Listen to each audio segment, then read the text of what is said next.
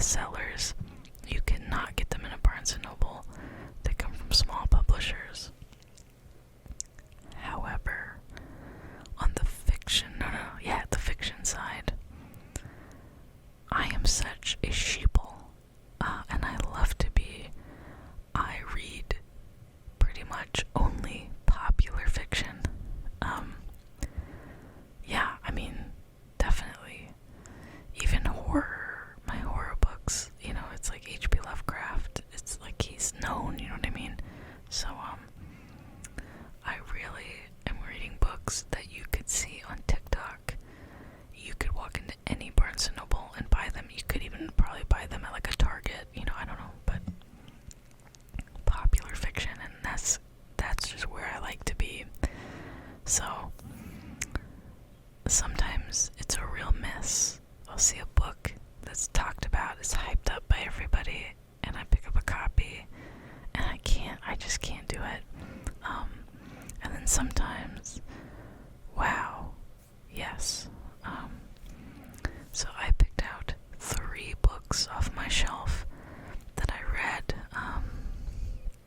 or reread in the past year, that the kind of book that you look forward to returning to when you have to put it down. Like, you have to go somewhere and you're like, or you might even want to take it with you, even though you know you're not going to be able to read it.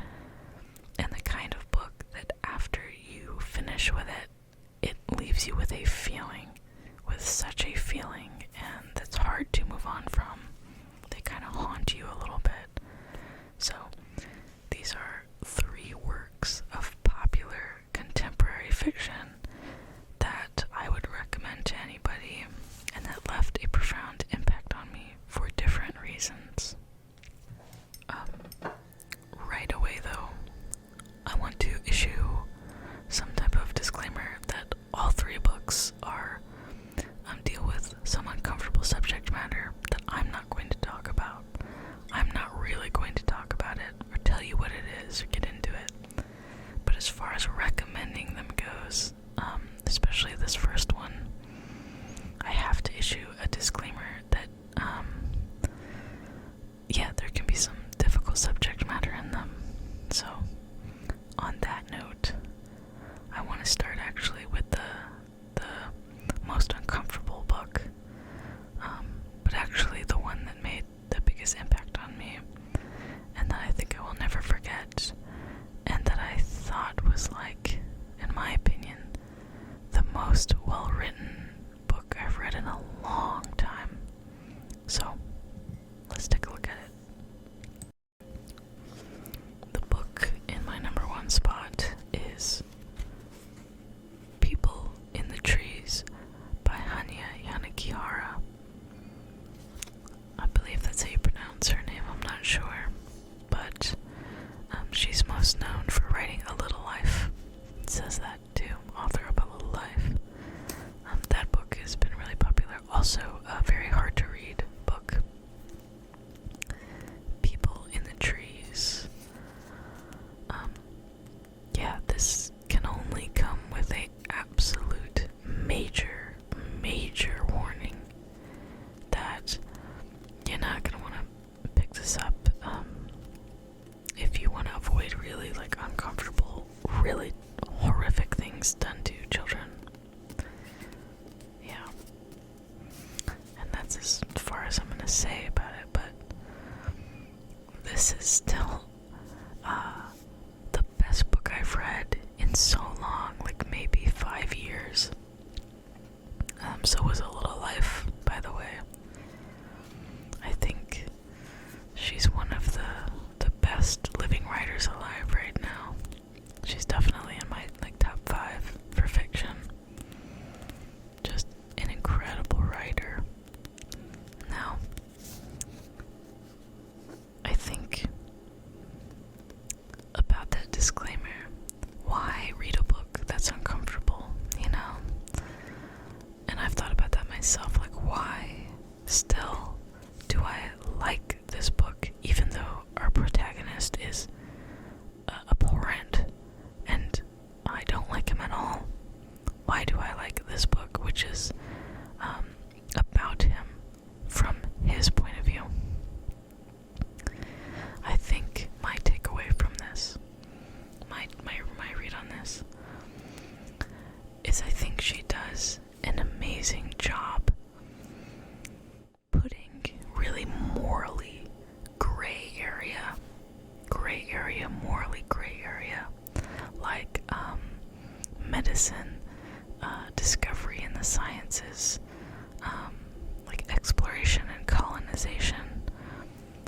puts these gray areas right up against moral black areas. Absolute no's. There's things that, okay, you're gonna go explore an indigenous island to maybe find medicine for people. These are topics that in our culture, in our society, we view them as gray. We view them as, well, it is disruptive, but maybe for the greater good, yada yada, right up against situations and topics that are, for most people, an absolute no. That under no circumstances is that behavior okay. And I think that is the genius of this book, is she makes the gray areas seem abhorrent because she pushes them all the way and connects them and shows their implications. Now, I don't know if that's her intention. I have not heard an interview with her talking about this book. That's what I take away from it, and what I think is genius, because I don't see that very often in literature. I tend to see books that either stay in a moral gray area or just explore like a black and white, and that kind of thinking that either we're thinking there's good and there's bad in fiction, right? There's a villain and there's a hero. But I think she has had a track record of writing characters who traverse the gray until they dip into the black. And I find that very interesting. I would say this book overall for me paints its broad brushstroke is that gray area is just as abhorrent. Really interesting book. If you pick it up as I did without knowing anything about it, I didn't know a thing about it, I just read the back, and I had no idea all that dark stuff was in it, because it just says, I'll just read like the first couple sentences. In 1950, a young doctor named Norton Perina embarks on an expedition to a remote Micronesian island in search of a rumored lost tribe. There he encounters a strange group of forest dwellers who appear to have attained a form of immortality that preserves the body but not the mind. So when it says, he like that discovery comes at a terrible cost, and it alludes to something goes wrong. And I thought, oh, okay, like a straight up, like a spooky adventure book. No, it was completely different. And it's grounded in, like the worst of humanity is in this book. The worst of humanity. But, this book haunted me after I read it, and it was a long time before I could read another book of fiction after this one. So that is People in the Trees. People in the Trees. Alright, most difficult one out of the way. Book number two. Very popular book. See this thing everywhere I go. I see it at the airport. It is Severance by Ling Ma. Severance by Ling Ma. I read this thing super late. I read this this year in 2023. Yeah, super late. I think it was written though like 2017 or something. I'm gonna look.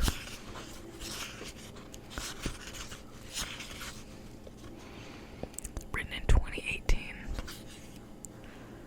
So,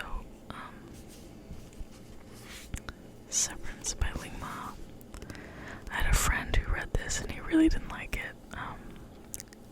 I don't know, we disagree. I really like this book and I would recommend it to people. It's really funny. I don't even agree with like quotes on the back. Everyone I talk to who's read this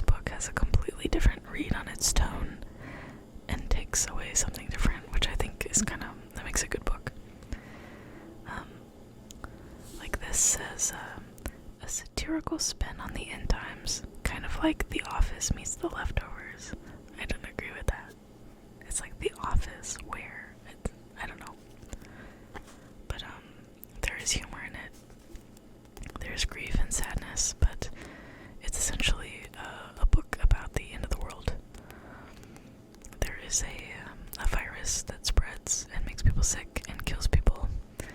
And written in 2018. I think the joy, of course, of reading this now, post-pandemic, is that there are some eerie similarities. She's talked about that before. I heard her speak about. She says like she had no idea, and people ask her like how she knew, and she said she didn't know that the pandemic was right around the corner when she wrote this. But I think it's actually more than the quality of the writing, because it's okay, it's written good. More than the quality of the writing, really that context is what like really interested me in this book, because I couldn't help but compare it, the real life events to her story. I think her writing is really digestible and pretty perfect for being able to blow through this book in a weekend vacation if you wanted, or even a few plane rides. This is the kind of book you could take on like a commute, and it would keep you thoroughly entertained. It's written in like a really, really approachable style. I don't think there's anything transformative happening like in the characters. There's not like incredible depth, but it is, to me, just a fun ride, and I really enjoyed this book. I really did. Something, I think my favorite part, beyond the context, the fact that it kind of happened in a certain sense, something that really draws me into this book is I like the contrast between shifting in time, such that in one moment we're experiencing the mundanity of the world, when things are up and running, that the mundane and the boredom and the or apathy or just sadness up against the heightened emotional state of the apocalypse. You've got the mundane, worries of the everyday right up against the survival and the politics of survival. And you can see the politics of the office life and navigating bureaucracy. You can see what carries over into the politics of navigating what's left of humanity. And I think that was done really smartly in this book, and gave me a lot to think about, especially because it happened. So it's really more than like individual characters stood out to me. That relationship between two periods of the same person's life stood out to me. And I think this book is worth reading, and it's just very entertaining. So this is Severance. Severance by Ling Ma. Book number 2. Okay, it's time for book number 3. Book number 3, my personal favorite of all time. Pepe, coffee break. Okay, my favorite of all time. The best. The one and only. You already know what it is. The Secret History by Donna Tartt. The Secret History. Fantastic book. This is a reread for me. I read this when it came out, and then I read this again this year because I wanted to go back and revisit it. So this also has a darker theme in it, but nothing too wild. I will read the back of this one because I like to indulge in it. It says, under the influence of their charismatic classics professor, a group of clever, eccentric misfits at an elite New England college discover a way of thinking and living that is a world away from the humdrum existence of their contemporaries. But when they go boundaries of normal morality, they slip gradually from obsession to corruption and betrayal, and at last, inexorably, into evil. That's interesting. I guess the books that I liked show a darker side of human nature, all of them. And now I'm thinking about it, the works of fiction that I read lately that I kind of was whatever about, don't do that. So I guess that's just what I like in a book. But I really enjoyed this, and I kind of wonder if a lot of people who specifically went to study liberal arts at a university, like a small university, would really enjoy reading this, because it captures kind of the culty mentality of the liberal arts. I think more than this, though. I think more than this dynamic of the students being influenced by this professor, I think it's really following the disillusionment on part of our protagonist. So our protagonist is an outsider who goes to this college, and he encounters this group of classic students and romanticizes them, and kind of projects onto them. And then the whole story, without giving away spoilers, to me, the whole story is about being disillusioned and moving out of being naive into harsh reality. And so in that respect, it's a kind of coming of age. This has become, I guess, already a classic and a defining work in the dark academia aesthetic / literary genre. Essentially meaning that really it paints a picture of like a liberal arts campus in a way that's very romantic, and this book is kind of romantic. But I think that's the whole point, is that there is a way that they all romanticize this professor, and then our protagonist romanticizes them, I think all the way up until the very end. And there's the tragedies of what he's had to let go, and the ways he's been disillusioned, but also still, this weird, he's fully somehow assimilated by the end. Like, there is a bit of, he hangs on to that romanticism of people who don't really need to be romanticized, and in a lot of ways are kind of pathetic, I think that's what makes this really wonderful, is there's a kind of patheticness to the whole thing, but also a self-importance and a mythology that they all build about each other. And of course that mythology of their group, and the mythology of the world that they live in, and the way that they see themselves, probably wrongly, as so different and better than everybody else. That's right up against the mythology that they study as classics, as students. So that's kind of an interesting parallel, what they study and then how they actually are. But The Secret History